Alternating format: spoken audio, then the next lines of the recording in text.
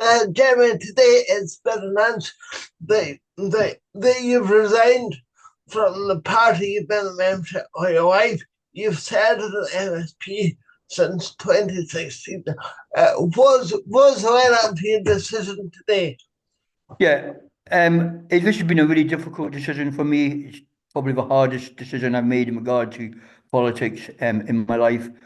I just think the party has lost its direction of travel. It's not bringing forward policies which are coherent and which the kind of line up with what we believe as Scottish Conservatives do. And I think I'm better placed over the next months to be able to advocate that as an independent MSP. Uh, you've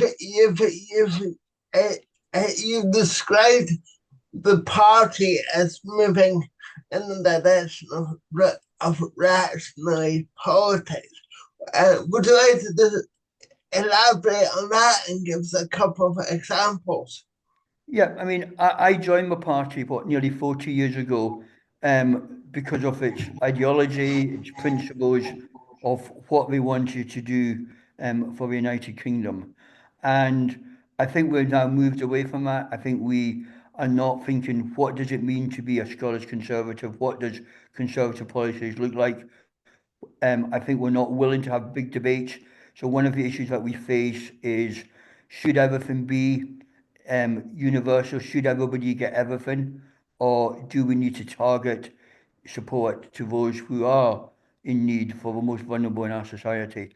I think we can make a cheap headline, we're going to cut social security, but what does that mean? What are the policies around that? So I think all these issues need to be have not been explored enough by the party.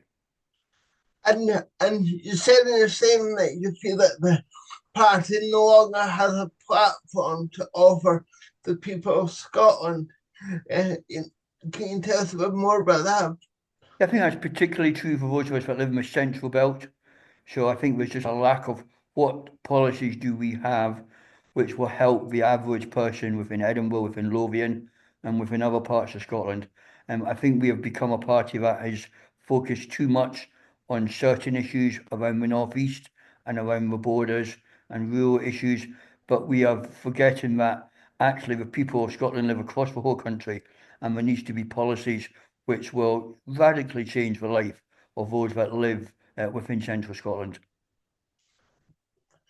What is in this the Scottish Party got to do between now and next May and the wider Conservative Party between now and the next general election? What is it they got to do? Yeah, I mean, I think we've got to go by the first principles. We've got to say what makes me a conservative? Why do we believe in conservatism? What does that look like in 21st century Scotland?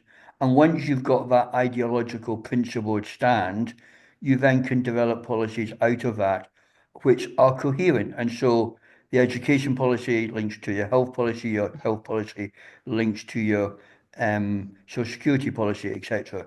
And that's what we need to do now. Here in Scotland, we don't have long to do that. We've got an election May next year. Down south, it can take longer, and I hope we will have that grown up debate and have that debate with the general public as well, not just internally, but let's go out and have that debate with people. You're the second MSP to resign from the Conservatives in this parliamentary term. Um, are the Conservative Party losing their way, and do they have a future? I mean, I generally do hope. I am a conservative. I am a conservative. I believe in conservative principles. I hope we do have a future both within Scotland and within the UK. But unless they wake up, unless they can listen to what people are saying, then they are going to really struggle. So I do hope they will be able to do that. Time will tell, and we'll could have another chat in 6 months' time and see what happens then.